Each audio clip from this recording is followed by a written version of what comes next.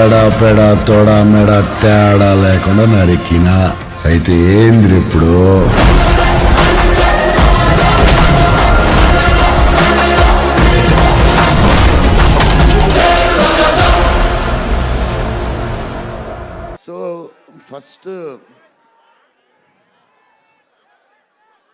So first Maruti గారు నేను కలిసి డలింగ్ మన ఫ్యాన్స్కి చాలా సంవత్సరాలు అయిపోయింది, ఇంకా అన్ని డిష్యూలు అయిపోతున్నాయి, సీరియస్ అయిపోతుంది, కొంచెం ఎంటర్టైన్మెంట్ ఏదో చేయాలి డలింగ్ అని చెప్పాను.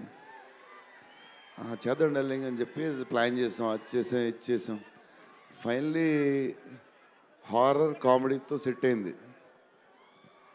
స్టార్ట్ అయింది, సినిమాలు వెళ్తూ ఉంది, రాస్తూ ఉన్నారు, చేస్తూ ఉన్నారు, అది చేస్తూ ఉన్నారు, వెళ్తూ ఉంది. విశ్వప్రసాద్ గారు అన్నిటికి రెడీ రెడీ అంటున్నారు.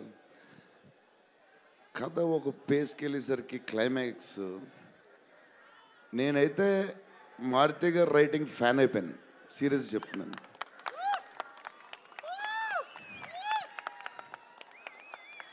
అది క్లైమాక్స్ అంటే మీరు చెప్పాలి బాగుందని అన్నీ ఓకే అన్ని తర్వాత, బట్ నా ఫీలింగ్ నేను చెప్తున్నా.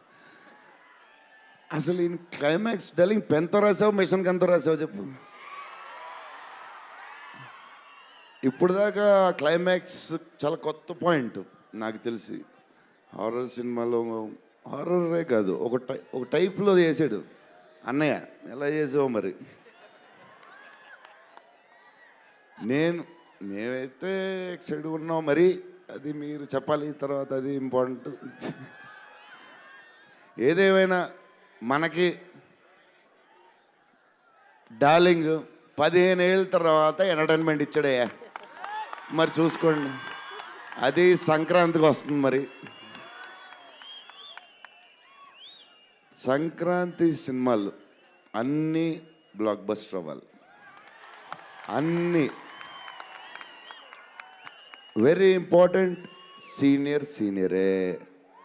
సీనియర్ దగ్గర నుంచి నేర్చుకుందే మేము, సీనియర్స్ తర్వాతే మేము. 100%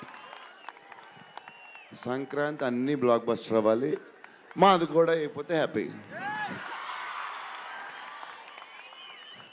సో లవ్ యూ డార్లింగ్స్.